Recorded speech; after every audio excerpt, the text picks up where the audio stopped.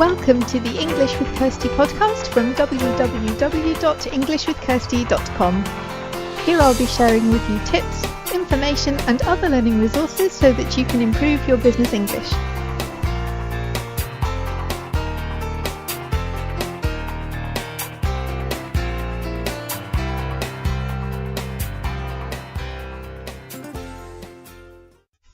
Hello everyone and welcome to episode 114 of the English with Kirsty podcast. And today, as I'm recording this, it's the middle of December, and so New Year will be coming up soon. So I thought I'd talk about some of the New Year traditions that we have in the UK. If you're interested in Christmas traditions, I did that in episode 24. So if you either go to my website, englishwithkirsty.com/podcast, you can see all of the episodes on there, and if you scroll down far enough, you'll see episode 24, so you can find out about the Christmas traditions there, or it's also on iTunes or wherever you get your podcasts. So I'm not going to do that again, because I've already done it, but today we're going to talk about New Year. Just as an aside though, there won't be a podcast next week because I am on holiday. So everyone who is celebrating Christmas, I wish you a very happy Christmas, and whether or not you're celebrating Christmas, I wish everybody a happy and healthy 2018. And I would also like to know, what are the traditions like in the country where you are? Because I can see the stats for the podcast and there are listeners here from a lot of different countries now. So I would be interested to know how you celebrate New Year, if you have any special foods or special traditions, what you do, or if you even celebrate New Year at the same time, because, okay, 2018 is a new calendar year, but maybe you celebrate a different New Year in a different time of the year, so I'd be interested to know that as well. So, I'm going to talk about New Year in the UK, and to start with, just some vocabulary. So, the 31st of December is called New Year's Eve. New Year's Eve. And the 1st of January is New Year's Day. New Year's Eve is not a bank holiday here. People go to work as usual.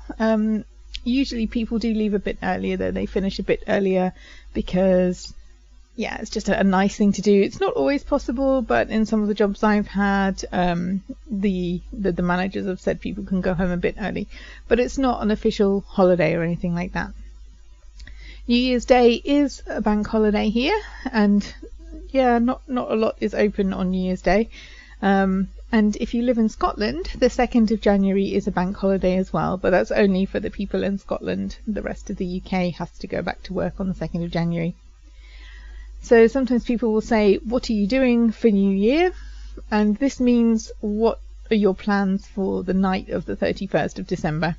So it doesn't mean like your whole plans for what will be different in the New Year. It just means, what are you doing on this evening when the New Year is celebrated? People do all kinds of different things on this evening. A lot of people go out. I've never been like a real fan of going out on New Year's Eve, although a lot of people do it, and they have fun and they go to bars or restaurants, and I just don't like big groups of drunk people, so I don't mind having a couple of glasses of wine, but I don't want to be in a place where lots and lots of people get really drunk, and then it's a nightmare getting home, and it costs more to get into places than New Year, and it takes ages to get served, and it's just, I think it's a hassle, but some people really enjoy it. I prefer to do something at home, to cook a nice meal and to celebrate with family or friends and just like celebrate the New Year like that. But going out is a big thing, and a lot of people do it. And there are big firework displays, so when it gets to midnight, then that's when all the fireworks go off.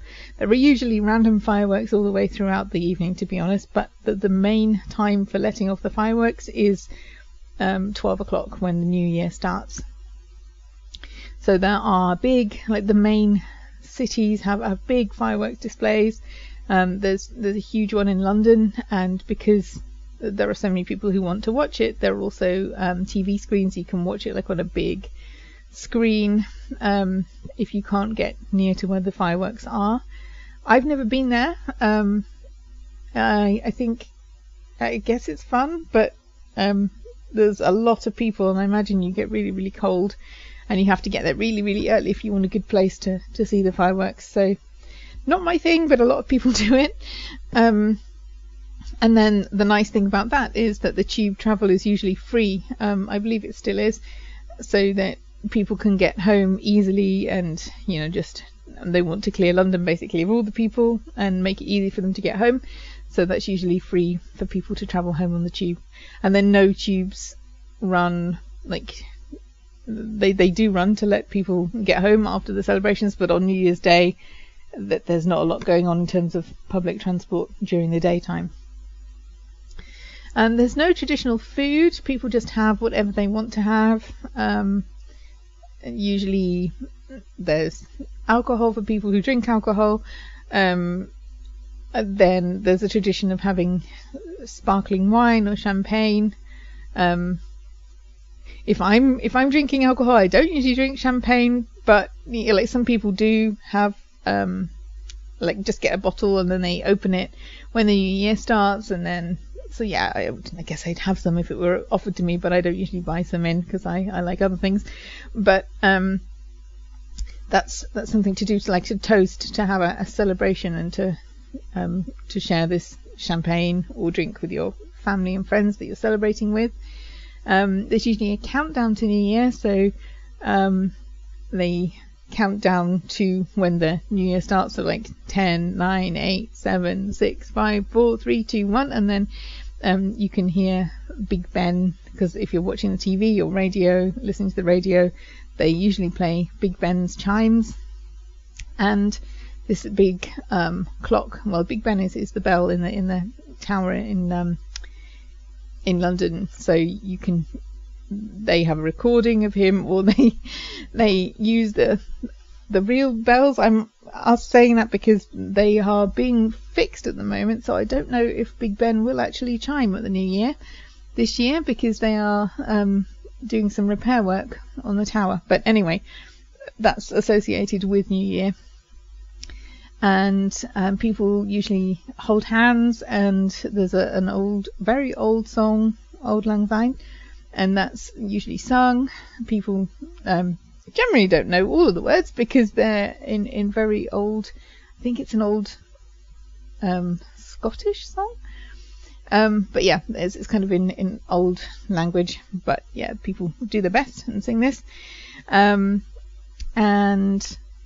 there was also a tradition when I was younger, and we always opened the door to let the old year out and the new year in. I don't know where that comes from, and I don't know if people do it all over the country, but it's like let the air from outside in this new year come into the house and let all the oldness from the old year go out. So often people will open the door for no reason other than it's New Year, and yeah, this is a tradition.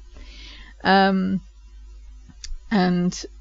there's also a tradition about the first person who comes into the house, they bring the luck for the house for that year. And there, different parts of the country say that different people bring luck and different people bring bad luck. So, like the colour of the hair plays a role, and I've seen all kinds of different things in terms of what people think is lucky and what people think is bad luck. But yeah, there's that. And then New Year's Day, there used to be the beginning of the January sales started in the new year, but January sales aren't such a thing now, because I guess there's the Christmas sales, and then we've had Black Friday and things like that, so the sales are getting earlier and earlier, so New Year sales are not so exciting now. But generally people are still looking for a bargain if they have any money left after Christmas.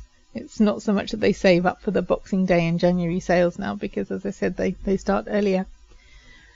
And the other thing that people do for New Year is they make New Year's resolutions. So a resolution is something that you plan to do, you resolve to do, and it's like an idea that you want to do something, to change something, usually to improve something. So I'm going to work out more, I'm going to improve my English, I'm going to, stop smoking, or people have all kinds of different ones that they say I'm going to, and then this plan that they have for the new year. And there's a bit of a joke like, oh, this is what people plan, and then the next week they have abandoned their plans because they didn't do it. And that's actually something we're going to be talking about in the new year. I've got a series that we're going to do about improving your English in 2018. So you'll find out more about that in the new year.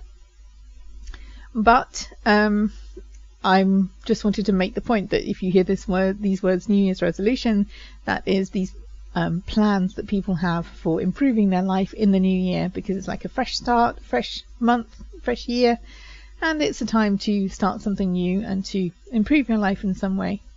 So yeah, if you have any New Year's resolutions, then you can share them with me as well when you're letting me know what you do to celebrate the new year. So that's all I wanted to say about New Year, really. Just a few traditions that we have, and some of the vocabulary that you might hear when people are talking about this kind of thing. So I hope that's useful. Happy Christmas to everyone celebrating Christmas, and have a wonderful start into the new year. I may do another podcast before the new year, but if I don't, then yeah, happy 2018, and have fun learning English.